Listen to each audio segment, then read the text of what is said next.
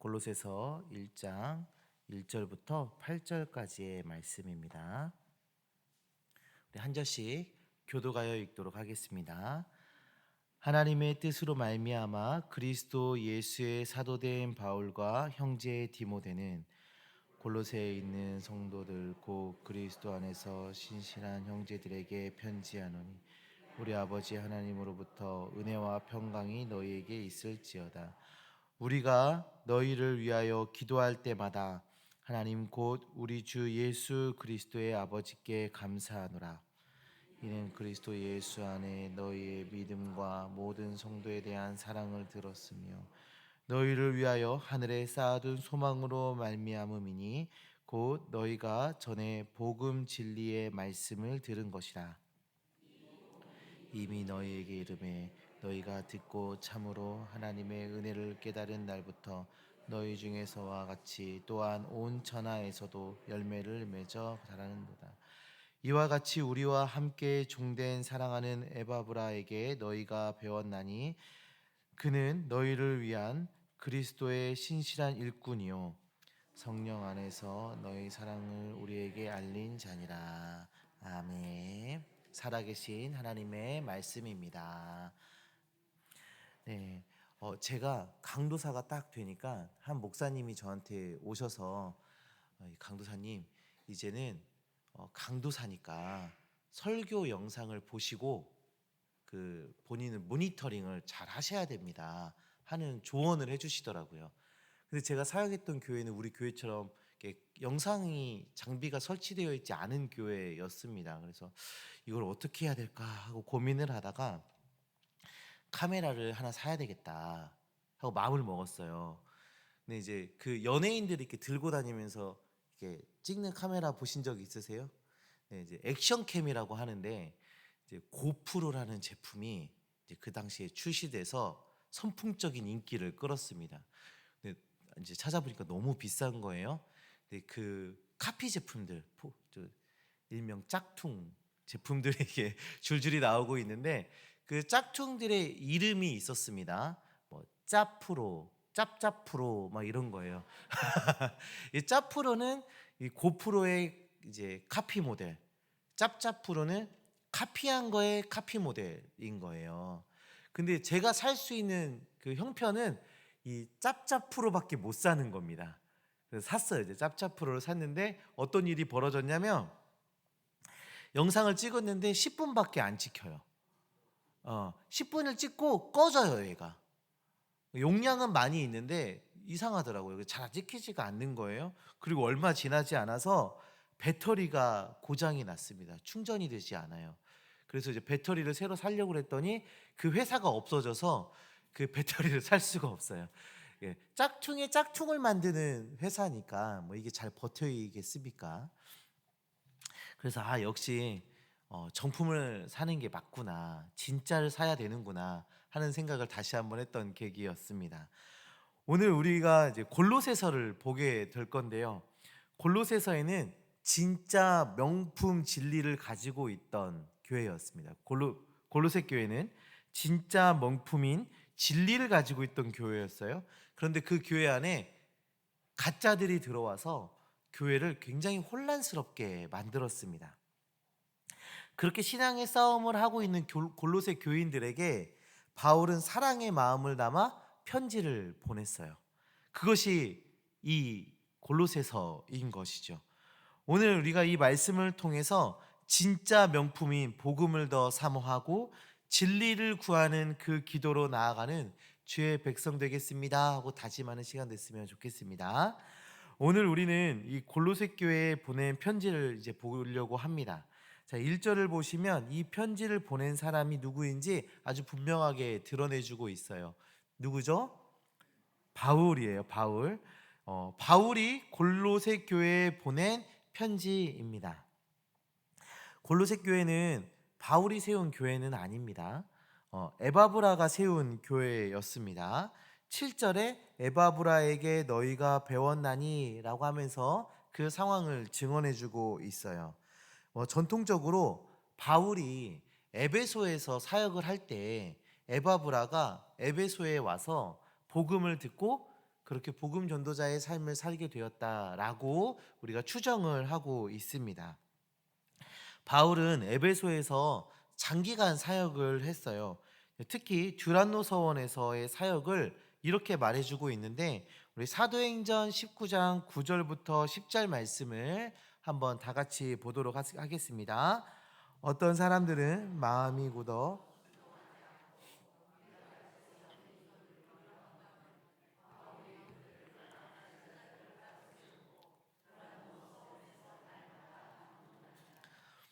두 해 동안 이같이 하니 아시아에 사는 유대인이나 헬라인이나 다 주의 말씀을 듣더라. 아멘. 바울이 듀라노 서원에서 어떻게 했다고 말해주고 있습니까? 날마다 강론했어요. 날마다 강론. 그 기간이 2년이에요. 2년 동안 날마다 듀란노 서원에 가서 하나님의 말씀을 가르친 거예요. 그리고 바울이 말씀을 강론할 때 아시아에 사는 자는 유대인이나 헬라인이나 다 주의 말씀을 들었대요. 아시아 전역으로 복음이 전해질 수 있는 기반을 만들고 있었던 것이죠. 에베소하고 골로새는 거리가 약 한 100km 정도 차이가 납니다. 그래서 많은 학자들이 에바브라가 에베소에 와서 바울에게 복음을 듣고 골로새 교회를 세웠다고 이야기하는 것이죠. 에바브라는 골로새 교회를 세우고 복음을 위해서 정말 열심히 사역한 사람이었어요. 에바브라는 골로새 교회를 세우고 진짜 열심히 사역을 했는데, 이 골로새라는 지역의 그 삼각형 모양으로, 골로새 교회를 포함해서 이렇게 이 세모 모양으로 라우디게아가 있었고 히에라볼리가 있었습니다. 이 세 도시는 인접한 도시였는데, 에바브라가 이 골로새 교회뿐 아니라 이 두 도시에서도 복음을 전하기 위해서 열심을 다했었습니다. 이렇게 복음의 열정과 뜨거움을 가지고 사역을 하는 에바브라가 있는데도 골로새 교회에는 문제가 발생이 돼요. 바로 이단에 대한 문제였습니다. 요즘 한국 교회도 이단에 대한 문제가 여전히 있어요. 그 한국 교회는 좀 심각한 상황이기도 합니다. 그 현대 종교라는 사이트에 가서 한국에 알려진 이단들을 이렇게 쫙 정리해 놓은 것을 제가 이렇게 봤는데요. 기역부터 희읍까지 빠짐없이 이단들이 있어요. 예, 기역으로 시작되는 이단, 희읍으로 시작되는 이단이 막 빠짐없이 다 있어요. 제가 이렇게 하나씩 세어보다가 성도님들한테 이게 총 몇 개가 있어요 하고 말씀드리려고 세다가 이제 100개가 넘어가길래 포기했습니다. 놀랍죠? 2009년도의 기록을 제가 찾아봤는데 2009년도의 기록이에요. 근데 한국에 이단이 500개가 있답니다. 500개가 있고, 그 중에 좀 주목받고, 그러니까 하나님의 교회라든지 여호와의 증인이나 신천지나 이렇게 주목받고 연구되는 이단들이 있잖아요. 그 이단이 150개에서 200개가 된대요. 엄청나요. 네. 그런데 그 중에 하나님이 20분 계시고 재림 예수가 50분이나 계신대요. 놀랍죠? 내가 하나님이다가 20명, 내가 재림 예수다라고 말하는 사람이 50명이나 있다고 합니다. 정말 심각한 상황이에요. 한국 교회가 정말 이 이단에 대한 문제가 너무 심각한 상황이죠. 근데 이렇게 지금 이 골로새 지역에도 이단의 문제가 있었던 거예요. 골로새 지역은 그 동쪽에 있는 문화가 들어오는 어떤 입구 같은 자리에 있던 도시예요. 그러니까 예를 들면 부산 그 일본의 문화가 이렇게 들어오는 항구 같은 약간 그런 느낌. 그러니까 동쪽 문화가 들어오는 입구가 이제 골로새 지역이었기 때문에, 이 골로새 지역은 문화와 교통의 요충지이기도 했고 무역과 산업이 발달하기도 했습니다. 그렇게 많은 사람이 그곳을 거쳐가고 그곳에 거주하고 그랬기 때문에 이방 철학이나 동방의 그런 종교들이 쉽게 그 지역 안에 들어오게 됐어요. 그리고 그 영향을 받게 된 거죠. 한 목사님은 이 골로새 지역을 종교 백화점이라고 표현하시더라고요. 엄청 많은 종교들이 그 안에 있었던 거죠. 그 중에 대표적인 몇 가지 현상들을 우리가 정리해 보면, 첫 번째로 골로새 지역에는 혼합주의가 있었어요. 자연스러운 현상, 자연스러우면 안 되지만 자연스럽게 일어날 수밖에 없는 일들이었던 것 같아요. 다양한 문화와 종교들이 밀려오니까 그 진리를 타협하면서 혼합주의가 발생하게 되는 거죠. 요즘도 이런 일들이 우리 한국 교회도 일어나요. 뭐 토속 신앙이라든지 미신이라든지 이런 것들이 교회의 신앙과 결합되어져서 이상한 신학을 만들어내는 거예요. 뭐 심리학이라든지 자기 개발 철학이라든지 이런 것들이 우리의 신학과 연결되어져서 또 독특한 신학들을 만들어내는 이런 일들이 한국 교회도 여전히 일어나고 있지 않습니까? 그 다음으로는 그노시스즘인데 영지주의입니다. 영과 육을 분리한 이원론적 철학에서 시작된 이단인데요. 육은 악하고 영은 선하다라는 생각을 갖고 있던 이들은 육체를 어떻게 다뤄야 하는지에 대한 문제를 가지고 극단적인 두 파로 갈라지게 됐어요. 한쪽은 극단적 금욕주의인데요. 육체는 악하기 때문에 육체를 철저하게 억압하고 부정해야 한다라고 주장하는 파였습니다. 그래서 이들은 금식도 하고 결혼을 안 하고 성관계를 금하고 육체의 고행을 하는 그 모습으로 살아갔던 사람들, 극단적 금욕주의. 반대로 극단적 쾌락주의가 있었어요. 이것을 선택한 사람들은 육체는 어차피 악해.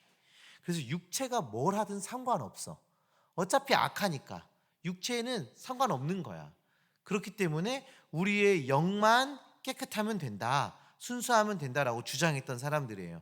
그래서 이 사람들은 방탕하고 문란하고 윤리적으로 제약이 없는 이런 삶을 살았던 사람들이 있었습니다.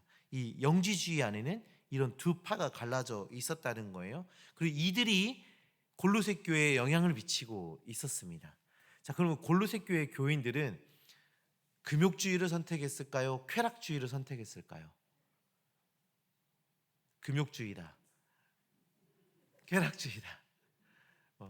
난 잘 모르겠어서 손 안 들겠다. 이것도 안 드시고. 네. 네. 골로새 교회는요.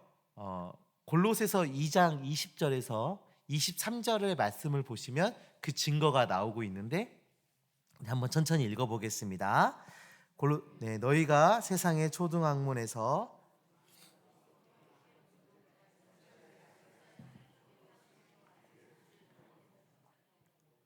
고 붙잡지도 말고 맛보지도 말고 만지지도 말라 하는 것이니 이 모든 것은 한때에 쓰이 없어지리라. 사람의 명령과 가르침을 따르느냐. 이런 것들은 자의적 숭배와 겸손과 몸을 괴롭게 하는 데에는 지혜 있는 모양이나 오직 육체에 따르는 것을 금하는 데는 조금도 유익이 없느니라. 자, 지금 바울이 골로새 교회 성도들의 어떤 모습들을 지적하고 있는 건데요. 이게 지금 금욕적인 삶을 지적하고 있습니까? 쾌락적인 삶을 지적하고 있습니까? 금욕적인 삶을 지적하고 있는 거예요. 골로새 교회는요, 금욕주의에 빠져 있었어요. 그럼 외적인 극단적 규율로 자신들의 의를 만들어내려고 하고 있었던 것입니다. 요즘은 현대 교회에서도 이런 모습들이 여전히 남아 있어요. 물론 이제 뭐 금욕이다 이거는 아니지만 복음과 상관없는 규율, 규범을 강조하면서 그것으로 뭔가 복을 누리고 의를 추구하려고 하는 그런 모습들이 여전히 한국 교회도 지금 현대 교회에도 남아 있죠. 갑자기 한번 생각해 보면 헌금을 내야 복을 받는다라든지 뭐 봉사를 열심히 해서 씨를 뿌려야 내가 열매를 맺지 않겠냐라는 등, 또 피아노 반주를 해야 시집을 잘 간다는 등등등 뭐 이런 복음과 상관없는 규율, 규범, 복음과 상관없는 이야기들로 뭔가 하려고 하는, 의를 추구하고 복을 누리려고 하는 이런 모습이 여전히 남아 있어요. 세 번째로 천사 숭배 사상이 있습니다. 우리 골로새서 2장 18절 말씀인데요. 골로새서 2장 18절입니다. 아무도 꾸며낸 겸손과 천사 숭배를 이유로 너희를 정죄하지 못하게 하라. 그가 그 본 것에 의지하여 그 육신의 생각을 따라 헛되이 과장하고. 일부 골로새 성도들은 천사를 중보자다라고 하면서 숭배하는 경향이 있었습니다. 하나님께 직접 나가기엔 두렵고 천사를 통해 접근해야 한다라는 잘못된 신앙이 퍼져 있었던 거죠. 이런 이단들의 공격으로 골로새 교회는 어려움을 겪고 있었던 것입니다. 그래서 바울이 이들에게 보낸 편지, 그게 골로새서인 거죠. 자, 그래서 이제 오늘 우리가 그 편지의 본격적인 내용의 첫 번째 부분을 우리가 살펴보게 될 건데요. 이제 3절부터 본격적으로 그 편지의 내용이 시작되고 있습니다. 우리 3절의 말씀을 한번 보겠습니다. 우리가 너희를 위하여 기도할 때마다 하나님 곧 우리 주 예수 그리스도의 아버지께 감사하노라. 아멘. 바울은 그 편지를 감사로 시작하고 있어요. 무엇을 감사하고 있습니까? 그냥 골로새 교인들에 대한 감사를 하고 있어요. 이거는 우리에게 참 도전이 되는 말씀이지 않습니까? 우리가 그냥 나랑 잘 모르는 사람인데 근데 그 사람으로 감사한다? 이거 쉽지 않은 일이에요. 우리가 보통 언제 감사하나요? 나에게 뭔가 주어졌을 때, 그렇죠? 내가 뭐가 잘 되었을 때, 어려움이 해결되어졌을 때, 이때 감사하는 건 참 쉬워요. 그런 거는 참 쉬운데 내 이웃으로 인해서 감사하는 거는 이건 사실 조금 성숙한 사람들이 하는 모습이지 않습니까? 근데 심지어 잘 모르는 사람으로 감사한다. 이거는 더 어려운 일이죠. 우리 바울 선생님의 이런 모습에 우리 도전받아서 우리 좌우에 있는 성도님들한테 이렇게 인사합시다.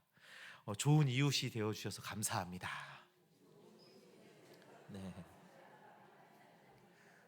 네. 우리가 도전받으면 바로 실천해야 돼요. 그죠? 네. 바울이 골로새 교인들을 보고 감사할 수밖에 없었던 이유가 있어요. 골로새 교인 잘 알지도 못하고 만나보지도 못하고 한 이 골로새 교인들에 대해서 감사할 수밖에 없는 이유가 있는데 그게 4절 5절에 나옵니다. 우리 같이 보겠습니다. 이는 그리스도 예수 안에 너희의 믿음과 모든 성도에 대한 사랑을 들었으며 너희를 위하여 하늘에 쌓아둔 소망으로 말미암음이니 곧 너희가 전에 복음 진리의 말씀을 들은 것이라. 아멘. 우리가 이 말씀에 이렇게 체크를 해봤으면 좋겠는데 우리 4절에 보시면 믿음이 나와요. 믿음, 그렇죠? 그리고 또 뭐가 나옵니까? 사랑. 그리고 5절에 보시면 소망이 나와요. 그리고 마지막에 복음 진리의 말씀. 네, 이렇게 쫙 체크해 놓으시면 좋겠습니다. 이 두 절에서 우리에게 아주 익숙한 단어들이 나와요. 믿음, 사랑, 소망. 우리가 보통 이 믿음, 사랑, 소망의 순서가 딱 우리가 박혀져 있는 순서가 있어요. 믿음, 소망, 사랑.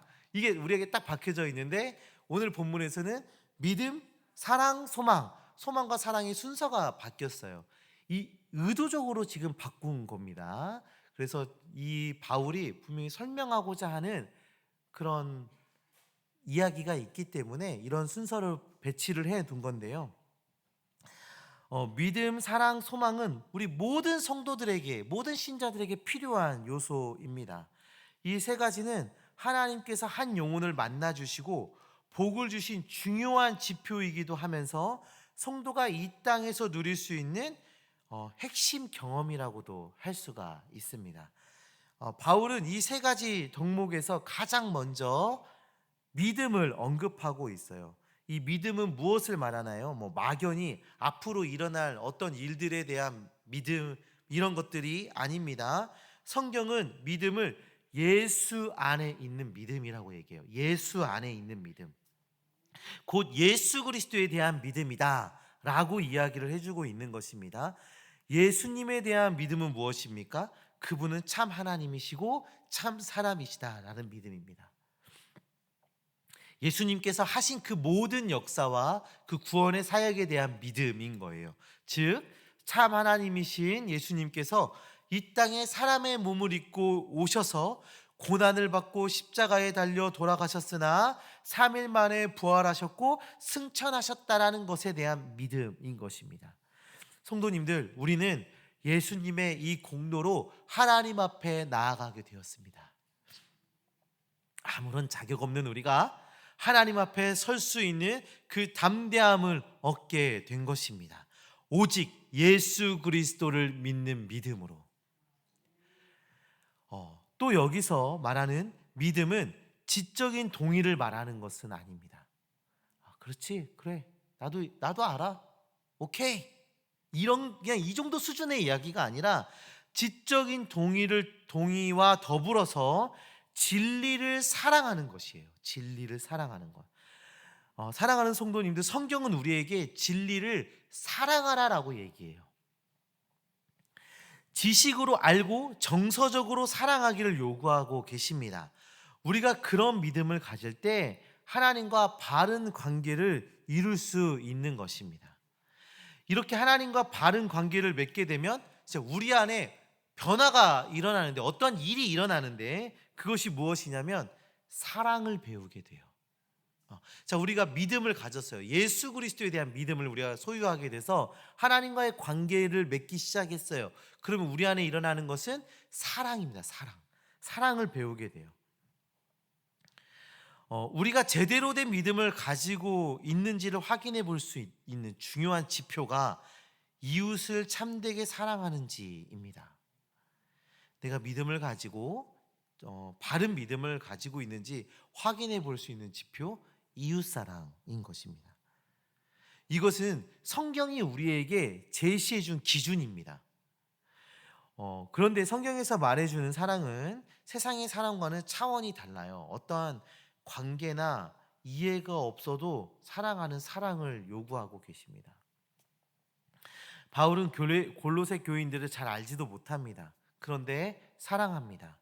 골로새 교인들도 바울에 대한 사랑을 가지고 있었어요. 나와 관계가 거의 없어도, 나랑 잘 맞지 않는 타입이어도 그래도 사랑하는 것, 사랑할 수 있는 것, 이것이 성경이 말하고 있는 사랑입니다. 성도님들, 우리 안에 미워하는 사람 한둘은 있지 않습니까? 우리 안에 좀 미운 사람, 살짝 꼴 보기 싫은 사람 한둘은 우리가 있지 않습니까? 저도 있는데요.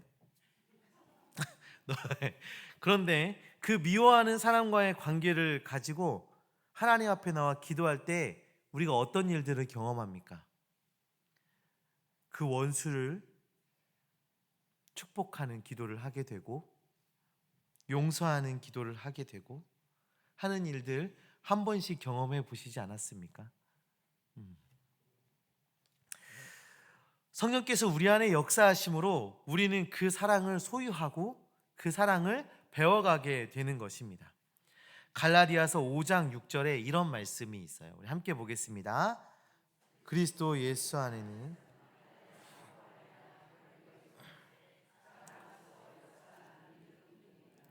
아멘. 지금 우리 바울 선생님이 우리에게 무엇을 말씀해 주고 있습니까?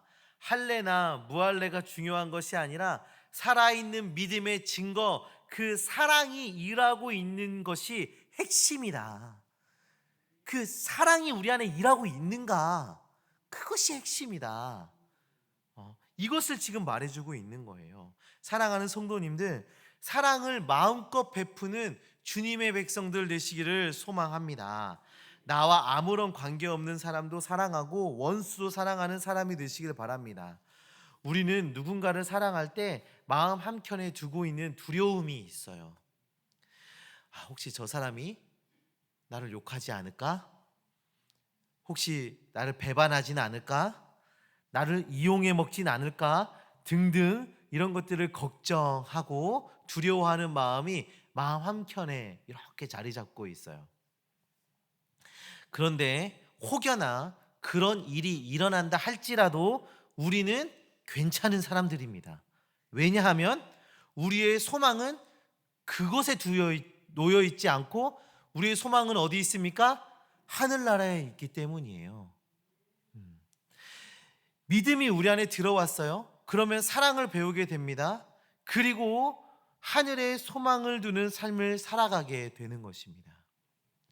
이 소망은 우리가 이 땅에서 믿음을 가지고 사랑으로 살아갈 수 있는 동력이 되어집니다. 우리가 믿음을 지키면서 그 사랑을 실천하면서 살아갈 수 있는 동력, 그것이 무엇이라고요? 소망입니다. 소망. 성도님들, 이 땅에서 우리가 누리는 것은 소망이 아니죠. 그렇죠? 우리가 경험하는 것은 소망의 전부가 아니에요. 하늘에 쌓여 있는 것을 우리가 소망이라고 말하지 않습니까? 우리는 하늘의 상급의 일부를 이 땅에서 맛보고 있는 것일 뿐입니다. 5절 후반절을 보시면 골로새 교인들이 이렇게 믿음, 사랑, 소망을 가진 성도가 된 비결이다라고 소개를 해주고 있는데, 복음 진리의 말씀을 들은 것이라 말해주고 있어요. 믿음, 사랑, 소망을 가진 성도가 될 수 있는 비결, 복음 진리의 말씀을 들은 것. 어떠한 신비한 기적을 경험했기 때문도 아니라 어떠한 감정적 카타르시스를 느껴서도 아닙니다. 그런 것도 아니라 진리를 들은 것, 복음을 들은 것으로 우리가 그런 은혜를 누리며 살아가는 주의 백성이 됐습니다라고 지금 말하고 있는 것이죠. 우리가 성령의 역사를 경험하고 어떤 기적을 경험하는 것은 우리 신앙생활에 매우 도움이 됩니다. 매우 유익한 도움이 됩니다. 그러나 그것이 궁극적인 방향이나 목표가 아니에요. 하나님의 말씀, 복음을 들을 때 진정한 변화가 우리 안에 일어나게 되는 것입니다. 이렇게 복음으로 변화된 자들에게 어떤 일이 일어납니까? 우리 6절입니다. 6절 말씀 다 같이 봅니다. 이 복음이 이미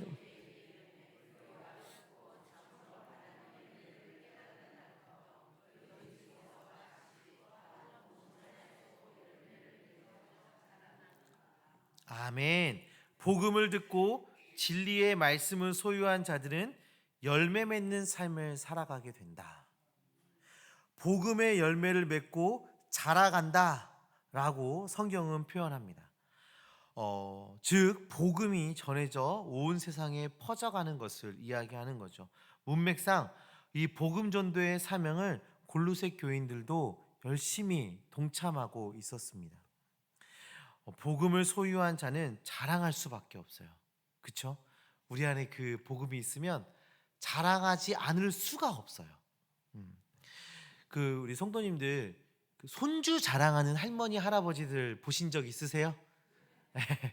손주 자랑하는 할머니 할아버지가 나였을 수도 있고, 손주 자랑하는 할머니 할아버지들을 저도 종종 보게 되는데, 하루는 제가 성도님들을 모시고 운전을 이렇게 하면서 가고 있었어요.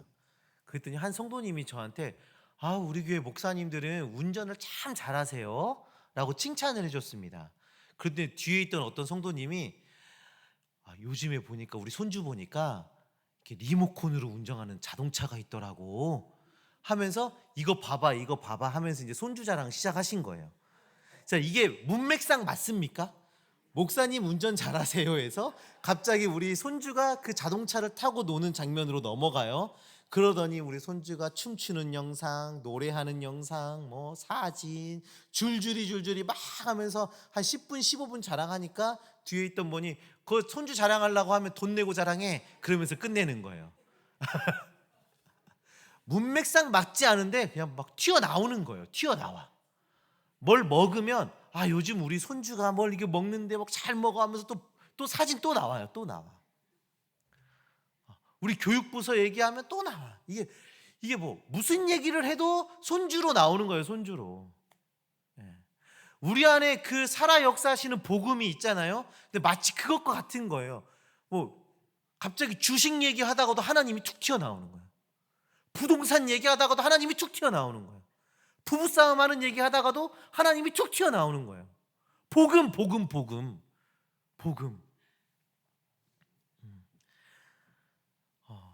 우리에게 그 귀한 복음이 있다면 이렇게 전할 수밖에 없게 되는 것이죠. 감출 수가 없어요. 생명을 전하고 나눌 수밖에 없게 되는 겁니다. 성도님들, 우리는 오늘 바울이 골로새 교인들에게 보낸 편지를 보았습니다. 이단의 공격으로 인해 힘들어하고 있는 이 골로새 교인들에게 사랑의 편지를 보내고 있었죠. 그 편지의 시작은 그들을 향한 사랑이 담겨져 있었습니다. 그리고 그들의 존재를 감사할 수밖에 없었던 이유로 믿음과 사랑과 소망을 가진 자들이었기 때문이다 라고 말해주고 있어요. 또한 골로새 교인들이 이렇게 믿음과 사랑과 소망을 가지고 살 수밖에 없었던 이유는 그들이 복음의 진리를 가지고 있었기 때문이다라고 얘기합니다. 진짜 진리. 그들을 공격하고 있는 그 짝퉁의 짝퉁, 또 그 짝퉁의 짝퉁, 이게 아니라 진짜 명품을 그들이 소유하고 있었기 때문에 그렇게 바울은 감사하고 그들을 사랑한다 라고 말하고 있었던 것이죠. 사랑하는 성도님들, 우리도 복음의 진리를 들은 자들이지요. 우리는 그 진리를 소유하고 열매 맺는 자가 되기 위해서 기도해야 합니다. 믿음과 사랑과 소망을 소유한 자, 그 소중한 복음을 전하기 힘쓰는 자가 되어야 하는 것입니다. 이 시간 우리 함께 기도하셨으면 좋겠습니다. 진리를